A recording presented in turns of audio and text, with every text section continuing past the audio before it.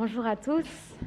Je suis très heureuse de vous retrouver ce matin pour poursuivre notre série de prédications sur le thème de l'écoute. Alors, ce thème a été choisi par notre union d'églises et en fait, cette année, toutes les églises évangéliques libres de France vont se mettre à l'écoute de Dieu pour savoir ce qu'il attend de nous. Bon, alors jusqu'ici, nous avons vu qu'écouter Dieu, ça paraît quand même être une bonne chose. Voilà, première étape. Deuxième étape, alors aujourd'hui, on va voir si l'écouter tout le temps est toujours facile. Particulièrement lorsque nous sommes dans des moments dans des moments décisifs, arrivons-nous à nous mettre à l'écoute de Dieu. Aujourd'hui, on va lire donc 1 Samuel 8, qui raconte justement un moment décisif pour l'histoire d'Israël. Mais avant de lire ce texte, je vous invite à prier.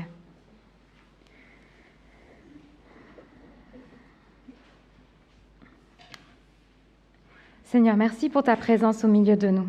Merci de nous avoir rassemblés. Seigneur, oui, merci pour ta grâce. Merci parce que nous pouvons nous approcher de toi. Oui, toi, le Dieu saint, le Dieu glorieux.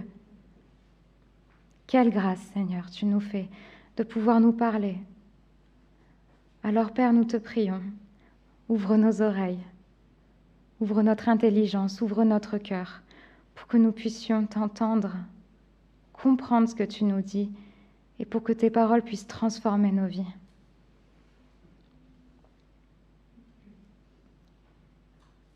Amen.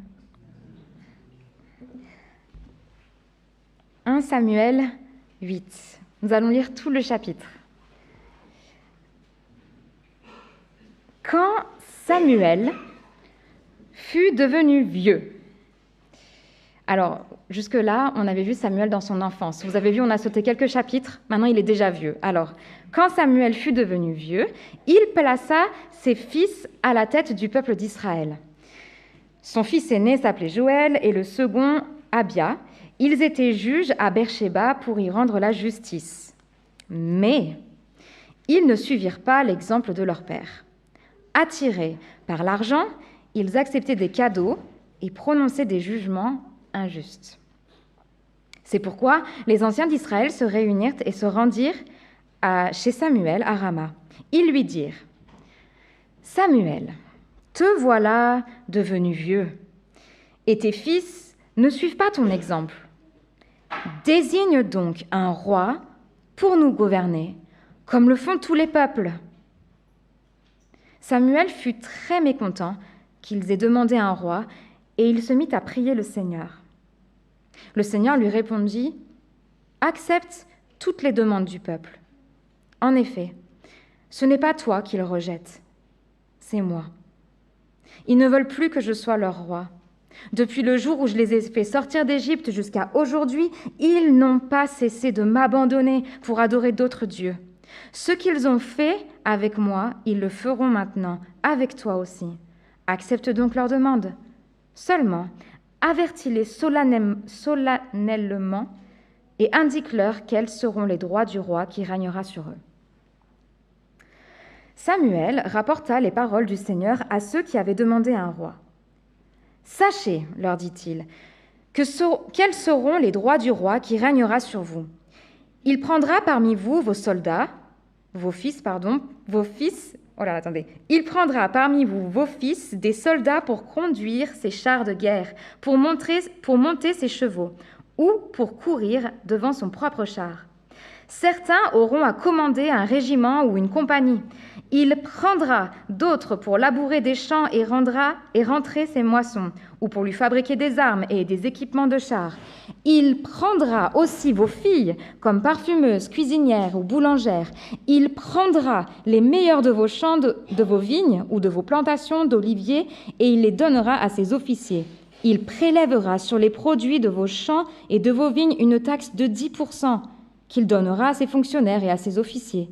Il prendra vos serviteurs et vos servantes les plus forts de vos jeunes gens, et même vos ânes, pour travailler à son service.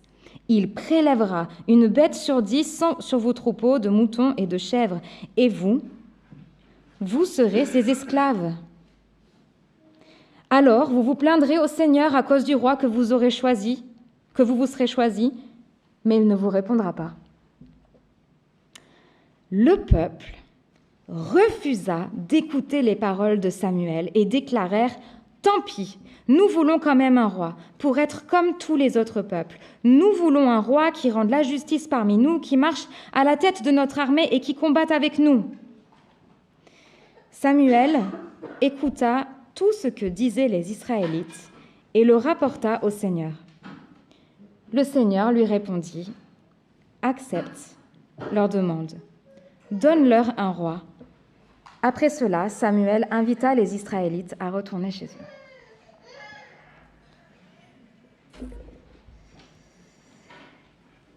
Alors nous voilà donc face à un récit qui marque quand même un tournant pour Israël. Ce qui se produit ici est probablement l'un des événements les plus importants, les plus radicaux d'ailleurs, pour l'histoire de la nation. Jusque-là, Israël était organisé en tribus qui étaient fédérées ensemble. En fait, comment ça fonctionnait? C'était très simple, c'est que Dieu appelait des juges, des hommes, des femmes, pour résoudre un problème spécifique. Samuel est le dernier juge d'Israël. À partir de 1 Samuel 8, Israël va passer donc à un système monarchique. Ce ne sont plus des juges qui ont une autorité locale pour des missions courtes, mais un seul homme dont l'autorité couvre tout le pays et de manière permanente et même héréditaire. On va parler de dynastie. Bon, mais qu'est-ce qui se passe vraiment dans ce récit? Alors, ce récit se présente vraiment, si on regarde bien, sous la forme d'un dialogue. Ça discute, ça discute beaucoup. On est face à une conversation avec des allers-retours entre le peuple et Dieu, en passant toujours par Samuel, le prophète, le porte-parole de Dieu, l'intermédiaire. Et dans tous ces allers-retours, en fait, on voit une répétition du verbe « écouter ». On ne le voit peut-être pas très bien dans la traduction là, que j'ai choisie, mais plusieurs fois, le verbe « écouter » est répété. Le peuple demande un roi à Samuel. Samuel prie Dieu et lui fait part de son mécontentement. Dieu lui demande étrangement d'écouter. Écouter tout ce que le peuple a à dire. Il dit que ce n'est pas Samuel qu'il rejette, mais lui-même. Il l'abandonne encore une fois comme ils l'ont toujours fait.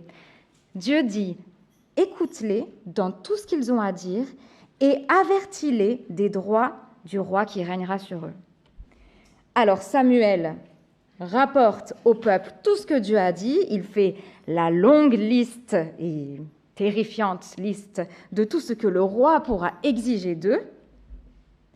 Mais clairement, l'avertissement tombe dans l'oreille d'un sourd. Le peuple refuse d'écouter le prophète qui délivre la parole de Dieu. Il est dit que Samuel, lui, par contre, écoute toutes leurs paroles, il les répète à Dieu, et le Seigneur répond « Écoute-les et donne-leur un roi. » Ces allers-retours peuvent être un peu vus sous forme d'une spirale.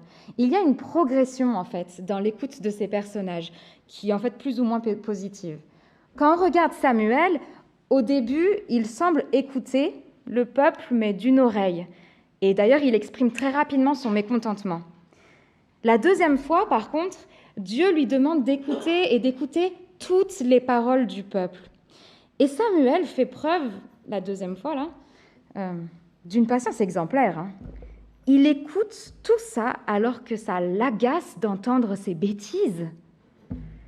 Alors qu'il voit devant lui un peuple qui a choisi d'abandonner Dieu. Est-ce que ça vous est déjà arrivé d'être face à quelqu'un qui parle, mais qui a un discours complètement incohérent et qui en est pourtant bien convaincu?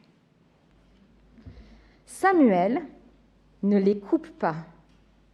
Il les respecte au nom de Dieu, alors même qu'il est habité par son mécontentement, son agacement, il écoute tout. J'aime juste ici remarquer la possibilité que Dieu offre au peuple de pouvoir tout dire, de pouvoir s'exprimer complètement. Et ici, clairement, à force de parler, le peuple va en fait creuser sa propre tombe. Il s'enfonce. Parlons-en du peuple, parce qu'au début, voilà, on a le peuple qui est représenté par les anciens, qui arrive vers Samuel avec une demande assez simple.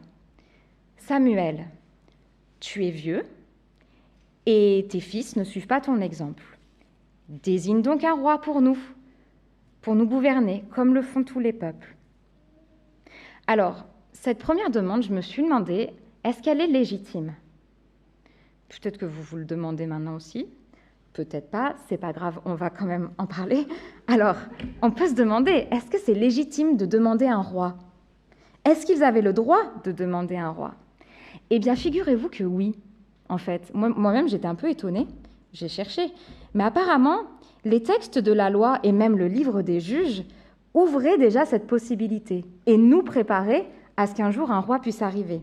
Le livre du Deutéronome contient même une section qui parle des critères selon lesquels Israël devra choisir son roi. Donc, ce n'est pas totalement surprenant de voir un jour le peuple demander un roi. Ok. On peut se demander ensuite, est-ce que les anciens ont raison de demander un roi? Eh bien, vu la situation, je crois que ce serait quand même gros de dire tout de suite, non, ils n'auraient pas dû. Rien que dans les 3 premiers versets de ce récit, on voit qu'Israël vit une phase qu'on appelle une transition. Une saison est en train de se terminer et une nouvelle est sur le point de démarrer. Et cette nouvelle saison n'est pas très rassurante. Samuel se fait vieux. Et bien qu'il ait été un bon juge, Samuel est un être humain, donc par principe, il n'est pas éternel, il va mourir. Donc, une saison se termine.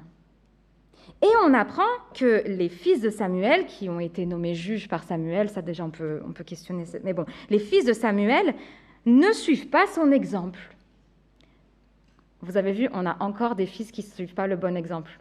La semaine dernière, on parlait des fils d'Élie, mais les fils de Samuel, apparemment pas mieux. Je ne sais pas c'est quoi le thème, mais on ne va pas forcément parler de ça maintenant. En tout cas, ceux qui ont été nommés juges n'appliquent déjà pas la justice. La saison donc à venir n'annonce rien de bon. Alors j'ai l'impression que les anciens font en fait preuve de sagesse en refusant que des hommes corrompus s'occupent de la justice de leur pays. L'idée de faire une réforme dans le leadership n'est pas nécessairement une mauvaise idée. En fait, le problème ne vient pas vraiment du fait que les anciens demandent un roi. Le problème n'est pas tellement dans la monarchie en tant que telle. Le problème n'est pas dans l'objet de la demande. Le problème ici, c'est la motivation qui se cache derrière cette demande. Une motivation que l'on voit doucement apparaître par cette petite phrase « comme le font tous les autres ». Dieu voit au cœur, la première fois là, au verset 8, Dieu voit au cœur tout de suite et il comprend que le rejet dont il est question ici n'est pas lié à Samuel, ni même au système juridique de l'époque. Le peuple rejette en réalité Dieu lui-même. En demandant un roi comme les autres nations, le peuple renie l'autorité de Dieu. Quelques années auparavant, quand Gédéon était juge, il avait été sollicité pour devenir roi. Et il a répondu ceci: « Non, je ne régnerai pas sur vous, et mon fils ne gouvernera pas sur vous. C'est l'Éternel qui régnera sur vous. » Intéressant, hein? L'autorité de Dieu n'est pas reconnue, et on le voit aussi dans leur démarche. Regardez, les anciens viennent demander à Samuel un roi. Ils ne consultent pas Dieu, en fait. Ils ne demandent pas l'avis de Dieu sur cette situation. Ils ne demandent pas non plus à Dieu de susciter des bons juges, par exemple. Par leur démarche, les anciens démontrent qu'ils ne recherchent pas la volonté de Dieu dans cette affaire. Ils viennent à Dieu en lui exposant une solution, un plan prédéterminé. Quand nous sommes dans des phases de transition où notre sécurité semble nous échapper, où la peur prend la première place, avons-nous le réflexe de demander à Dieu de nous révéler sa volonté dans cette situation? Ou préférons-nous trouver une situation seule pour la présenter ensuite à Dieu? Seigneur, fais ça pour moi, s'il te plaît. C'est vraiment ça qui va me rendre heureuse. J'y ai réfléchi longtemps, c'est ça la solution. Vous savez, j'ai réalisé ça parce que, je ne sais pas si c'est parce que j'ai un cerveau d'ingénieur, mais quand je suis face à un problème, j'ai besoin de trouver la solution, tout de suite. Et donc, ça va avoir des conséquences dans ma vie spirituelle. En fait, je crois que ce n'est pas seulement parce que j'ai un cerveau d'ingénieur, je pense que beaucoup de gens fonctionnent comme ça. On n'aime pas les problèmes. On n'aime pas les problèmes. Qui ici dit j'aime les problèmes? Et quand on a un problème, quand on a un changement qui est devant nous, notre réflexe va être de vite trouver une solution. Et je me dis que ça a des impacts dans notre vie spirituelle. C'est qu'on peut bien souvent avoir le réflexe de trouver la solution par nous-mêmes et d'ensuite demander l'avis de Dieu. Mais pourquoi la prière vient-elle toujours en deuxième temps? Pourquoi est-ce que quand nous sommes face au problème, quand le problème c'est juste à montrer le bout de son nez, pourquoi c'est pas là justement qu'on se met à genoux et qu'on dit « Seigneur, montre-moi ton regard sur cette situation. Montre-moi ta volonté. Je désire t'écouter, toi. » Alors que Samuel ensuite va expliquer au peuple les droits du roi qu'il demande, un roi comme les autres nations, leur requête initiale se développe et elle va même s'intensifier. Nous voulons quand même un roi pour être comme les autres peuples. Nous voulons un roi qui rende la justice parmi nous, qui marche à la tête de notre armée et qui combatte avec nous. Dans d'autres traductions, on a « et qui combattent nos batailles ». Bon. Ce qu'ils ont demandé dans un premier temps, maintenant, ils l'exigent. Non seulement les anciens demandent un roi comme les autres nations, mais on voit ici qu'en réalité, c'est parce qu'ils veulent être comme les autres nations. Ça s'est transformé. Le peuple préfère prendre exemple sur les autres, imiter les autres et oublie complètement qu'ils ne sont justement pas du tout comme les autres. Ils oublient qu'ils sont le peuple de Dieu, du Dieu unique, le peuple de Yahweh. Dieu a appelé le peuple hébreu pour qu'il devienne le trésor du Seigneur parmi les peuples, un royaume de prêtres et une nation sainte, pour qu'il soit séparé des peuples, pour qu'il soit une grande nation, pour être placé très haut en honneur, en renom et en splendeur au-dessus de toutes les nations. Et eux, ils veulent être comme les autres nations. Le peuple a fini par croire que la recette du succès était plutôt chez les autres. Ils croient que le moyen de résoudre leurs problèmes, c'est en imitant les autres.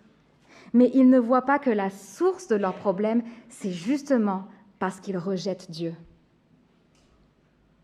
Ce récit, je trouve, nous révèle quelque chose d'important.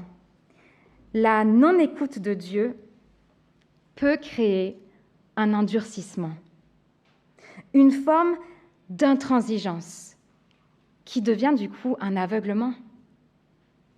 Quand je refuse d'écouter Dieu, je peux tomber dans l'entêtement. Le peuple préfère accepter un roi tyran plutôt que de se soumettre au Dieu qui les a libérés de l'esclavage en Égypte. Mais quelle ironie! Leur obstination les empêche de voir qui est réellement Dieu et que sa volonté est réellement bonne pour eux aussi. Et vous savez, des fois, je dois reconnaître, pour moi, peut-être vous aussi, je peux réagir de la même manière. On peut nous aussi refuser d'écouter Dieu parce qu'après tout, c'est ma vie. Alors, on peut transformer Dieu en un supermarché. Je prends que ce que je veux et que ce dont j'ai besoin. Par crainte de perdre notre liberté, on préfère rester maître de notre vie. Je ne veux pas qu'un monsieur en colère avec une barbe sur un nuage me dise ce que je dois faire. Après tout, c'est ma vie. Mais vous voyez là, je crois qu'il s'agit d'une très grande erreur. Penser ainsi révèle que nous ne connaissons pas vraiment Dieu. Parce que Dieu n'est pas un monsieur en colère sur un nuage avec une barbe qui nous donne des ordres. Dieu est un Dieu d'amour. C'est un Dieu bon. Parce que Dieu ne nous donne pas des ordres stupides. Dieu nous révèle sa volonté qui est bonne pour nous. Écouter Dieu, c'est apprendre à connaître Dieu pour qui il est et à connaître sa volonté. Il y a quelque chose aussi que je trouve surprenant dans cette histoire. Dieu dit « Ils m'ont rejeté » et après il dit « Écoute-les et donne-leur un roi ». Et qu'est-ce qui s'est passé là? Est-ce que Dieu a changé d'avis? Alors la suite de l'histoire nous dit bien que non, il n'a pas vraiment changé d'avis. En fait, il va se passer exactement ce que Samuel a dit. Dieu bénira les rois qui auront du respect pour lui, qui chercheront à lui obéir, et il rejettera ceux qui le rejetteront. Mais il y a quelque chose d'autre que je trouve surprenant. C'est que quand bien même le peuple de Dieu a rejeté son maître, Dieu est toujours resté fidèle à ses promesses. C'est quelque chose qui me dépasse, que je trouve profondément mystérieux et qui révèle aussi, je crois, la grandeur de l'amour de Dieu. Dieu poursuit son œuvre glorieuse malgré la noirceur de nos cœurs. Son projet pour son peuple ne dépend pas des actions de son peuple. Son projet pour nous ne dépend pas de nos œuvres. Son plan pour l'humanité et pour la création ne dépendent que de lui. Dieu, dans sa miséricorde, a toujours eu un plan pour nous sortir de nos voies sans issue, de nos échecs, de notre culpabilité, même de la mort.